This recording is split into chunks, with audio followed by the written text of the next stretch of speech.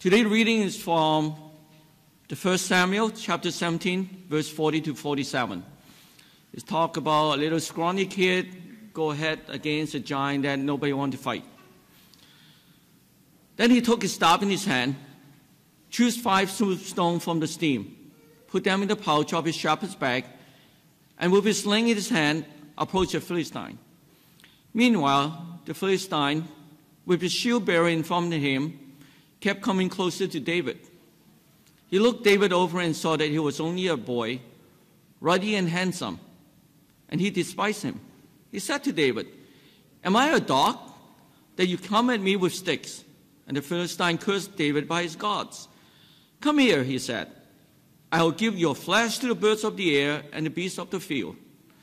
David said to the Philistine, "You come against me with sword and spear and javelin, but I come against you in the name of the Lord Almighty, the God of the armies of Israel, whom you have defied. This day the Lord will hand you over to me, and I will strike you down and cut off your head. Today I will give the carcasses of the Philistine army to the birds of the air and the beasts of the earth, and the whole world will know that there is a God in Israel. And those gathered here will know that it is not by sword or spear that the Lord saves, for the battle is the Lord's, and he will give all of you into our hands." Good morning, church. I need to tell you I'm happy to be here. I remember hearing a gentleman one time say he was happy to be anywhere. But I'm happy to be home in my home congregation, home at my house, because last Sunday morning, my brother-in-law, Stacy's brother Lance in Rivers, gave us the nickname of the Road Warriors. And I had to kind of think about that for a little bit because I've preached in Brandon twice this month. I've been to Lake Kenosee we have been to Lake Kenosee to the 55-plus camp. We made a flying trip in and out of Regina. We were there for an hour and a half and home. Then we were up to Dauphin, picked up some grandkids and brought them home, and they've been with us for the last several days. So I am glad to be here and glad to be home for the next while. When Saul was king of Israel, his army faced the Philistines, who had the ultimate weapon, a fighting man by the name of Goliath. Now, Goliath was no ordinary warrior. He was a giant. He was 9 feet, 9 inches tall, probably weighing in the neighborhood of 350 to 400 pounds. Now, I want to compare that because during playoff hockey, I don't watch it all the time, but I watch playoff hockey religiously almost. And I like to watch, I think his name is Zdeno Chara, who plays for the Boston Bruins. Now, Chara is a pretty big boy. In his skates, he's probably about 7 feet tall, and he weighs in the neighborhood of 255 pounds. When you watch Chara on the ice, not many of the other professional hockey players will go up against him to try and check him, because when they do, they usually go down. I recall one time seeing Chara checked and knocked down by one of the other players, but that's the only one I do remember. Goliath was almost 3 feet taller and much heavier. He had been taunting the armies of God, and no one, not one of the soldiers of Saul, was willing to go out and fight this man until David, the shepherd boy, came along. And I've always liked that account in 1 Samuel 17 of David going against the Philistine giant. And that's true, by the way, very true, every word. Show and tell time today. I don't have many things in my office. I have a few eagles because it's my favorite bird, in Isaiah 40. And I have this.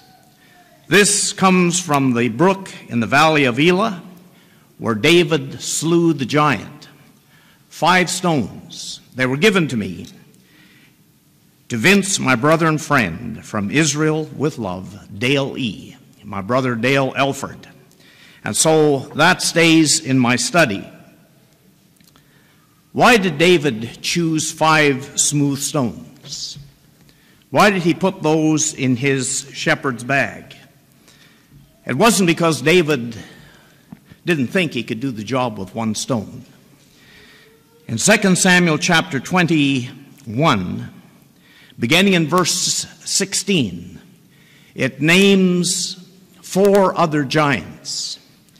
And it says in verse 22, these 4 were born to the giant in Gath, and they fell by the hand of David and by the hand of his servants. Now these 4, David didn't kill himself. It was his mighty men, the fighting men, that killed these giants.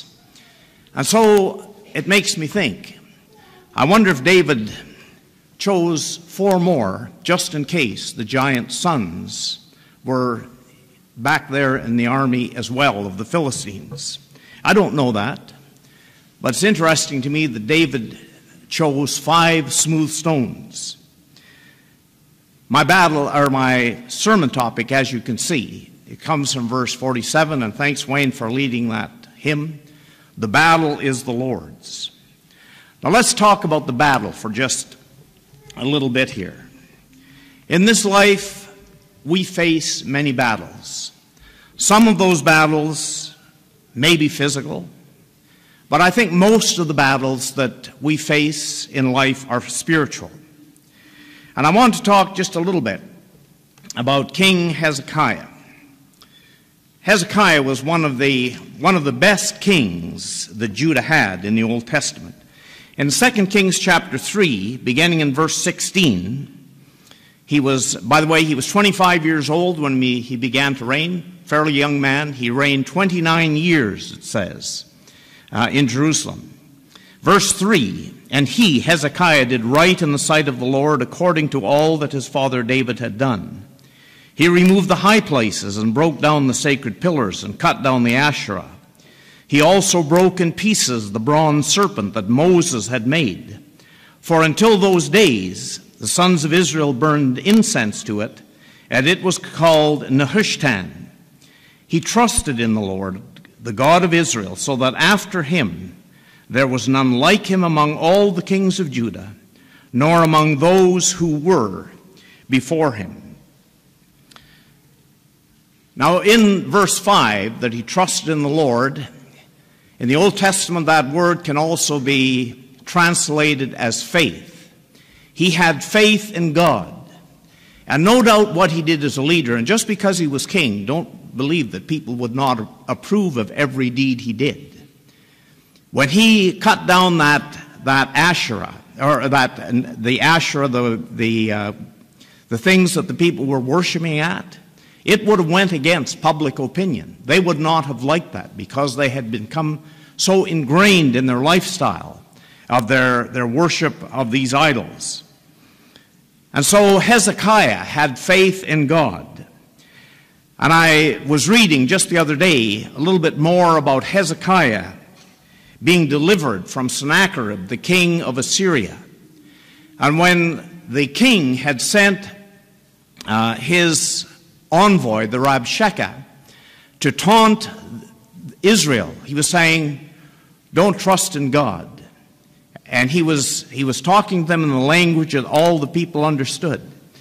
And Hezekiah's negotiator said, speak to us in Aramaic, because the people did not, all of them did not understand that. And the Rabshakeh said, no, I'm going to talk to all of you because you are doomed to eat your own dung and drink your own urine. And so you have to hear this message. We are going to come and destroy this place. And we are going to destroy you. And the Rabshakeh said, God has not been able to deliver all these other mighty nations of which Sennacherib, the king of Assyria, has come against. And he named all these different nations, powerful nations, that had been destroyed by Assyria. And so they were a mighty fighting machine in their day and age. But the mistake they made is they taunted the living God. And so Hezekiah prayed before God, and his prayer alone is an example for the rest of mankind to read his prayer of faith as he goes in. And by the way, I like the fact that he told his men, don't answer him a word. And I thought, what a lesson. Here's these fellows taunting God, taunting the Israelites. And Hezekiah said to his men, don't answer them a word. And I thought, what a good way that is when we face people who want to be against us and get into a war of words and say things that all of a sudden our temperature just keeps coming up, and we start turning red from the neck up, and finally we say something that we wish we hadn't have said later on when we have cooled off. And Hezekiah said to his men, don't answer them a word. And his men came back and told them, and Isaiah went in and knelt down, and he prayed and said, God, listen to what this man has said. And almost immediately, Isaiah is sent to him, the prophet, and said, 185,000 men of the army of Sennacherib died. It was a miraculous thing. Herodotus talked about this in his history, and he said it might have been a virulent plague of mice or rats. Whatever it was, 185,000 of these men died. Sennacherib went back to his city, and 2 of his sons came in and killed him while he was worshiping his God. The point of what I'm trying to say here is that when God is on our side, we are in a majority. But in order to be in that majority, we need to be members of the Lord's army. And we have to have faith, because there is a spiritual battle that is raging. And that battle is taking place even as we speak. Listen to what Paul says in Ephesians chapter 6 as he wrote in the first century, almost about 2,000 years ago. Finally, be strong in the Lord and in the strength of his might. Put on the full armor of God, that you may be able to stand firm against the schemes or the tricks of the devil. For our struggle is not against flesh and blood, but against the rulers, against the powers, against the world forces of this darkness, against the spiritual forces of wickedness in the heavenly places. This is a battle that has raged down through the centuries. At times, we get a glimpse into that battle in the things that mankind does to each other. Sometimes, and oftentimes, even in the name of religion. And many years ago, even in the name of Christianity, the atrocities that were visited upon other people. Wayne led us in that beautiful old hymn that says, our ancient foe, the devil, does work to do us woe. That is so true. It was true when it was written. It is true today. We are in a spiritual battle that has eternal consequences. And we need to understand that Christianity is not a religion. In fact, I don't think it's a compliment if people were to say that you or I, and name our names, is a religious person. I don't want people to view me as a religious person. The reason for that is that I'm not religious. I'm a sinner. I'm redeemed. And when I hear about religious people, I think of certain robes or clothes that are to portray that image. I think of the Pharisees and the Sadducees, who dressed with tassels and various things, who prayed so that people could see them praying. No, we are not to be a religious people, because Christianity is not a religion. Christianity is a way of life. It's not just on Sunday, going to church. It's how you and I live our lives every day, how we treat other people, how we conduct ourselves when we are called upon to either be dishonest or to have integrity.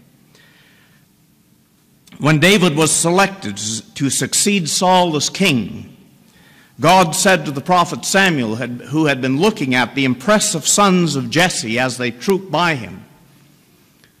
Finally, David came in, the youngest of them.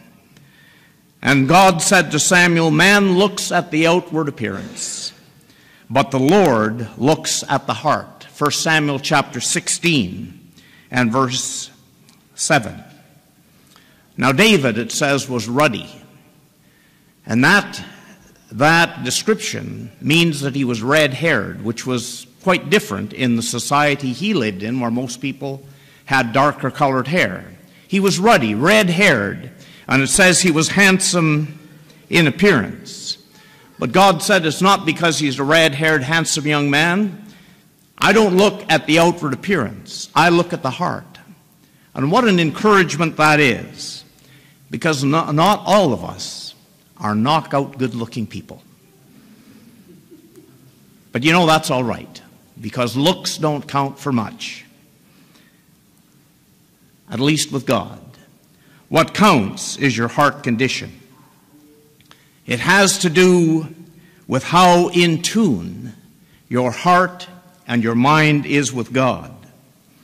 Jesus said that it is not what goes into the man that defiles him, but what comes out of his mouth, his heart, that defiles him. Matthew 15, verse 11.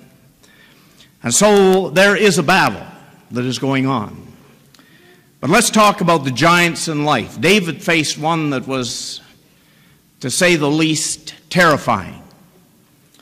And by the way, you'll notice that David ran to meet the giant. He was not afraid. But I ask you, what are the giants in your life? Because all of us have some giants that we must deal with. Maybe your giant has been a recent diagnosis of cancer, or maybe of some other dread disease. Maybe your giant is a broken relationship. Maybe your giant is some family problems that you are going through at this time in life. Maybe your giant is financial difficulties, and you're wondering how in the world you're ever going to get out of this situation. Several months ago, in one of my morning devotional readings, I read an account of a man in the US of A who was told he had liver cancer and that he would not last until Thanksgiving in November. So, what did he do? In December, he threw a big Christmas party. At Easter time, he had a big celebration with his family. He celebrated July 4th, which is always much bigger in the U.S. than July 1 is here in Canada. And shortly, he was making plans for Thanksgiving the following year when he finally passed away. But shortly before that, shortly before his passing, he made an appointment with his dentist to get his teeth fixed. I love that kind of attitude. He was living for today, and he was leaving the future to God. That's the kind of attitude that I think we are called upon as Christians to have. But let me contrast this, because I thought of this as I was thinking about this man. A few years ago, I had a man phone me up, and he was actually crying on the phone. And he told me that he had turned completely yellow, his body, and that he'd gone to see his doctor, and the doctor took a look at him, and I don't know what kind of tests he did, but whatever the case, and however this happened, this man said, I have liver cancer, and the doctor has told me to get my house in order because I'm only going, and I forget how long he said he was going to last, a month or two, or whatever it was. And he said, what do I need to do to make sure that I'm right with God? And so we talked for a while on the phone. He lived in another city. And we made arrangements that he was supposed to call me back when he had a little bit of time. I was working for the city of Winkler at the time. And I said, I will come to where you live. But I need a little bit of time to do that. So I will drive to where you live and we'll talk about what you need to do in order to make sure that your life is right with God. Well, I didn't hear from him for about 3 weeks. And here's a fellow that had been given a diagnosis that he was going to pass away in just a very short time. So I phoned him back, and I said, so when can we get together? When can I come see you? And he said, well, you know, Vince, it was jaundice I had. It was not liver cancer. And then all of a sudden, the urgency to make sure that he was right with God was gone. It was no longer necessary because he was going to get better from the jaundice. I remember watching a classic movie called O Brother, Where Art Thou? Actor George Clooney, who does a great job, well, he and his compatriots were about to be hung. And they were standing by the tree with the ropes around their neck as that hard sheriff was about to hang them for their crimes. And George Clooney prayed a very heartfelt prayer to God. And he asked God for a miracle to save them. And they were saved because all of a sudden, as they were flooding this valley, there was just a wall of water that came along. And they were saved. And as they popped up out of the water of this valley that had flooded, his 2 guys popped up with him, and George Clooney said, you know, it really wasn't God that saved us after all. It's all scientific. They were planning to flood this valley, and it was just fortunate that that came along before they dropped us with the ropes around our neck. And while that's just a movie, I found it humorous, but there's a truth in that as well. That's something like deathbed repentance of the man that had wanted me to come and talk to him about his soul. And when they find out everything is done, God, if you'll just save me, you know, I'll live my life for you. But when that happens, then so often the repentance is so short-lived. And so the battles we face are serious battles, but we need to be prepared because the battle does belong to the Lord. The answer to life's difficulties and problems, that's a question. And the people said, the Lord. That's the answer. One of the tragedies of our human nature is that we think that we can solve our problems on our own. Let's remember that Jesus said, it is the truth that shall set you free. Notice he didn't say our lives would be completely painless or problem-free, because that is never the case. The battle cry for the Christian should be, as what Jesus did when he faced such a terrible test in the Garden of Gethsemane, and he knew the horror of what was coming upon him. And he said, not my will, but thine be done. Very often in this life, it's a pop quiz. The problems and the difficulties, the test comes out of the blue, unannounced. There's no time for preparation. Suffering and problems are normal for the Christian life. But it is very important for us to understand that even though this be true, there's always a beginning, a middle, and an end to whatever problem or difficulty that you may be facing at this particular time in your life. Underline this fact in your mind. Somehow, some way, if you trust in God, He will get you through whatever the test or the problem may be. You will never be given more than you can handle. Paul said in 1 Corinthians 10 and verse 13, "No temptation has overtaken you but such as is common to man.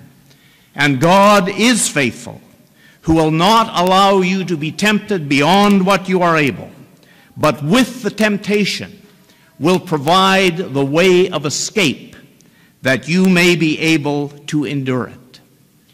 As we drove along this morning, all of a sudden a memory came to my mind from the dim past, and I asked Stacy if she remembered this, but some little kids, I don't remember where this was, but some little kids were playing, and they said to the others, "Don't worry, I have your back." I thought how great that is. I have your back. Well, guess what? Christ has your back. You see, the war has already been won in this spiritual battle we face. That's the message of the New Testament, and particularly of the book of Revelation. While the battle has been won, the battle still goes on. Every day is game day, because we are in a spiritual battle that has eternal consequences. We need to remember that Christianity is not a religion. It's not something we do. Christianity is a way of life. It is what we are, what we become and are becoming. It's trusting our Savior, Jesus Christ, every day and in every circumstance that we may face in life.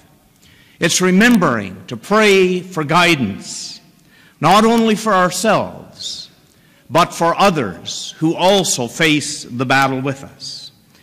It's to live the kind of life where we try to give and serve, rather than have things given to us, rather than being served ourselves. We need to look for ways to give to others and to serve the Lord. In the midst of the storms of life, or the fury of the attack of the evil one, as we sang in that old hymn this morning, remember, the battle does belong to the Lord.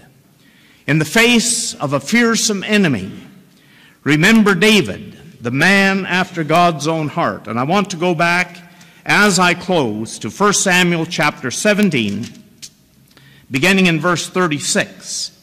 And this is where David comes before Saul and finds out that Goliath has been taunting his armies for quite some time.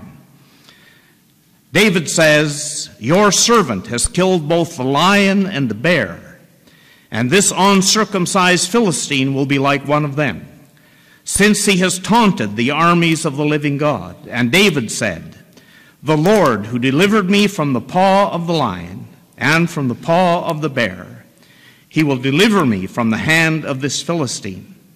And Saul said to David, "Go, and may the Lord be with you." Now flip over to verse 47.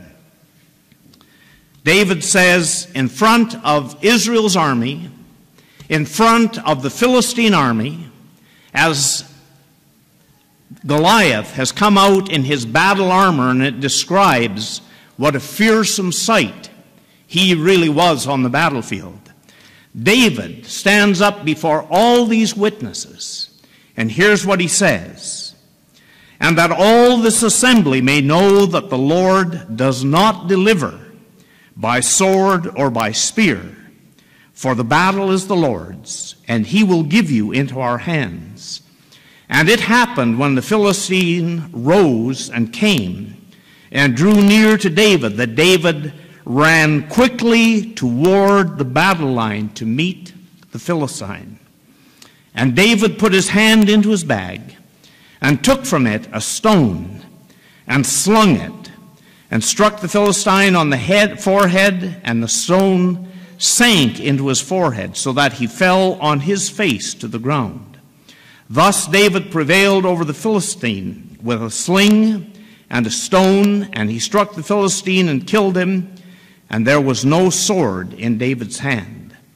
Then David ran and stood over the Philistine and took his sword and drew it out of its sheath and killed him and cut off his head with it. When the Philistines saw that their champion was dead, they fled. See, when God is in the camp and on your side, you are in the majority. The battle has been won. If you are a Christian, you are on the conquering side. Satan and all his demonic hosts will not be able to claim you, because the battle is the Lord's. And as God's children, we're called to remain faithful to the end of this life, to receive the crown of life.